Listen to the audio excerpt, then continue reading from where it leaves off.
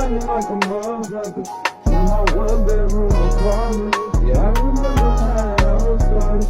We was grinding in my one bedroom apartment. We came up selling wolf packs. Old heads used to tell us don't do that. But we tryna come up by any means. Or pop your top if you come in between. Leaving dead on the scene. Now he laying down on the ceiling. I try to block it out, but it's too late now. I wish I never seen you.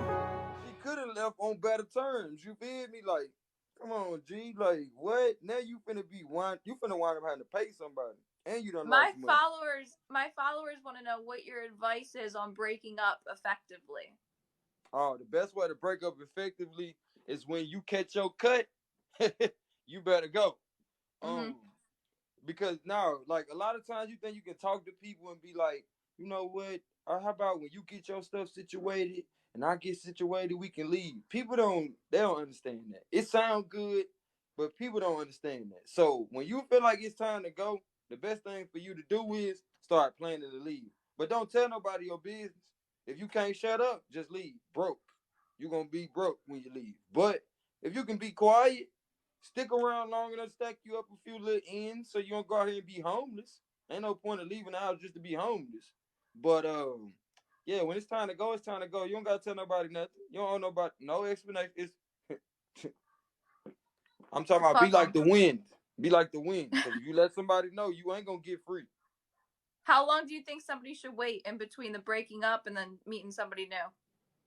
Now I feel like you would know what's best for you. But on the general rule of thumb, I say at least. For me, I take at least a year. I ain't gonna A year?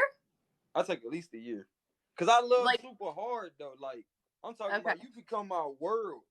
So I gotta reconfigure everything. Like, nah. I I'm gonna need understand. it. I think that's a very good way of looking at it. Yeah, at least a year. In the first half of the year, like the first 3 months, I ain't gonna lie to you. I ain't doing nothing. I'm crying. I'm eating all the stuff I want to eat. You know what I'm saying? Thinking about everything that could have been better in a relationship. The next 3 months, I'm trying to better myself, improving myself, actively working on those things, not worrying about, oh, well, they did me dirty. Man, look, why did they do me dirty?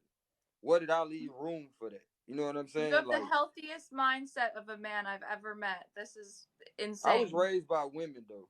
Don't get it twisted. Probably why. Like, I got a healthy balance. That's what I'm trying to say. Not to say, women know everything and men don't. What I'm saying is, with me being born masculine, being able to be around femininity, it allowed for me to achieve what we all sent here to do, which is come across. You ain't gonna be able to have a relationship if you can't understand her, and vice versa. So, in understanding the woman, I learned to understand my inward person because that's all that is. That's all that is.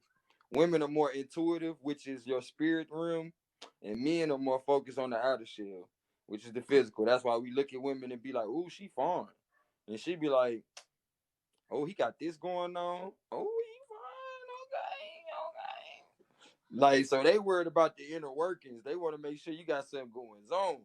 Now, when you do get these women just worrying about how fine you is, she a little more in her masculine. You know what I'm saying? Like, women can be masculine too. Masculine and feminine is just based on expressions. That's all. I What's over feel there? like you should be like a consistent figure on my lives. Well, let's do that. Look at that, Let's you do won.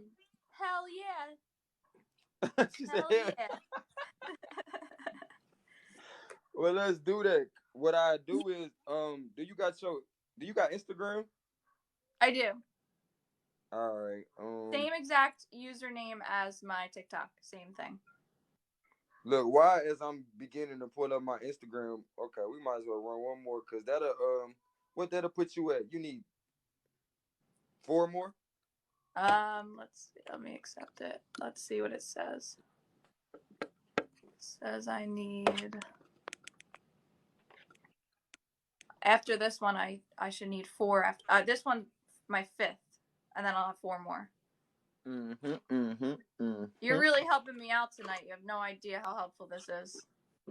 Likewise, likewise. Believe it or not, when you seek to be an inspiration or you seek to be helpful to people, whenever they say you being helpful, that's hey, okay, I'm doing my job. Doing my job. They want me to ask you another deep question, they said. Go ahead. Uh, Oh, they told you to think of something. Okay. All right. What's the biggest red flag in a girl? It's not a deep question, but what is your biggest, like, what do you see in a girl and you're like, hell no? All right, child. So let me be honest. You have a good answer. I can feel it.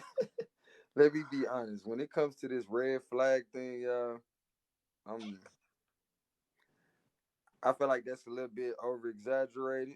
Um, right along with the whole like I feel like there's a such thing as being narcissistic because we say it is, but I feel like when you talking about narcissistic, you're really talking about the part the ego plays in our mind. And until we address that, everybody gonna have an opportunity to be egotist or what they call it, narcissistic. Mm-hmm. Now as far as red flags, I'm an empath, and I feel like most people are, meaning like we feel each other's feelings. So as sure as I say I care about you, I'm already feeling you.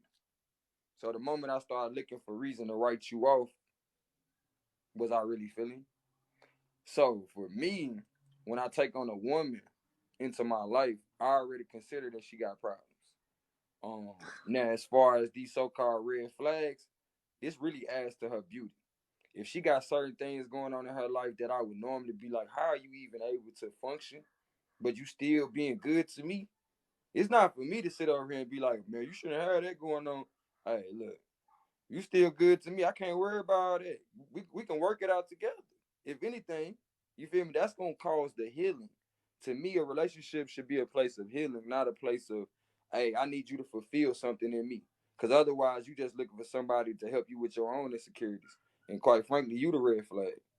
But red flags, like they should just let you know whether or not you really like somebody for real. Because if you really care about somebody, you're gonna be willing to go through what they need to go through just to let them know, hey, I'm here for you. That's how you show you here for somebody, by being there for them, what they going through. And that's usually the red flag stuff we write off, like, oh, she got too many kids. Well, did you really like her? I'm just saying, red flags let you know whether or not you really like somebody. Don't mean something wrong with them. It just means you ain't ready to take that on. You know your limitations. But me, I feel like I done hit that limitless pill. You know what I'm saying? It just got to be the one that I feel for real. You know what I'm saying? I feel like I can take on anything, honestly. Whether that's being a stepfather, having to be the therapist to my queen. You feel me? Like these are all things that I wind up doing for other people. So quite frankly, it's a thorn in my side when I can't be there for the people that I really care about. That's what led to me, stepping outside my boundaries to help other people. So it would be a blessing to be able to have a queen that I can help heal. Like, cause we all lack in basic necessities, which lead to all of us needing some kind of healing. And these basic necessities mean love and being affirmed. It be the simplest stuff. Being loved mean being understood by your parents or the people you was raised by. Otherwise, you find yourself when you get older being like a killer. Like if y'all ever paid attention to killers, they keep on seeing the same person over and over. It's the same thing with your relationships. You keep seeing the same person over and over. If your father didn't have time for you, you feel me? You're gonna be like, man, you know what? I ain't got time for no dude who don't got time. That's a red flag. But you really need to work on something within yourself. Because your relationship shouldn't be here to soothe your insecurities. But if you do got somebody that's there for you like that, bro, you better, hey, I'm telling you, you better cherish that. It shouldn't be nothing, man. Should nobody better talk foul about that person around you. Let alone you better not be talking crazy about that person because you know they carrying you for real. Like they really are. So that's the love. Like when people say I got enough love for the both of us, unless you got that enough love for the both of us, yeah, you're gonna keep finding some red flags. You're gonna keep playing tag, you're it. You got more problems than me that's being exposed. But we all got problems. So truth be told, I just saw your problem first. So now, hey, caught you. And the best reference I can make how people do their relationships to finish it off, like we treat it like inmate in the prison guard. You mess up, now I got access to your phone to make sure you ain't still messing up. Now when you turn around and mess up, the person who was watching me, now I get to watch you. Now you the prison guard. Now I got access to your phone. Like, we got to stop a lot of this toxic stuff. Like, you need other people to soothe your insecurities. Like, your girl can't talk to nobody.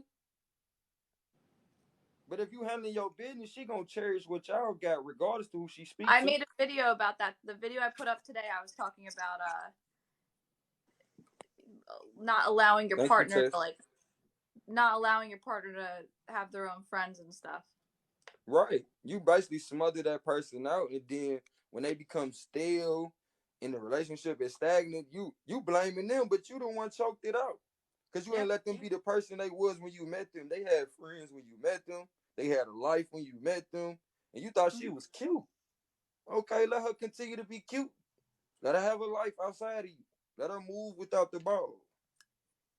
But nah, I ain't gonna hold you too long, love. I can go on and on about that red flag thing, though. Well, I think we should do this again sometimes. You have some very good insight that I feel like my followers should hear more of. I meant to send you a. Well, I sent you a contact.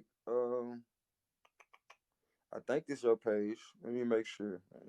Well, after you could just go on my TikTok and you could click on Instagram. It'll take you right to it. Okay, so when you check, because I know you got a lot of people hitting you up.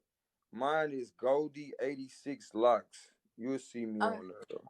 All right, I I'll check. sent you a message. Appreciate Give you. me like a couple hours and I'll check it later when I go through everything tonight.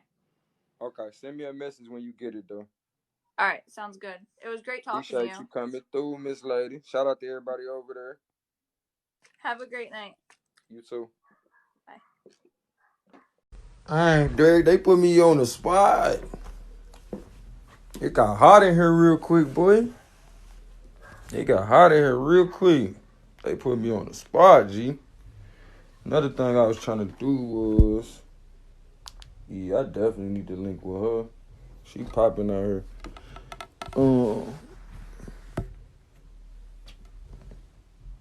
We getting the message out, bro. We getting the message out, G.